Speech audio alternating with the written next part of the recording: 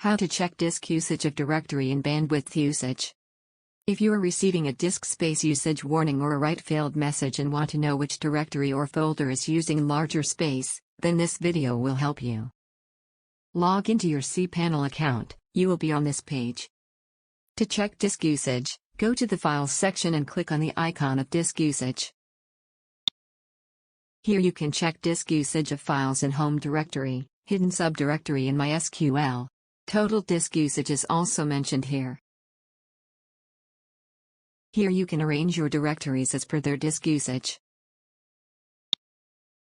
You can also click on their name and further see the disk usage by individual files and folders.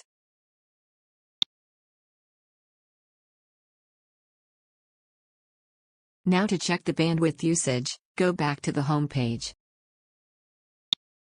In the metrics section, click on the bandwidth icon.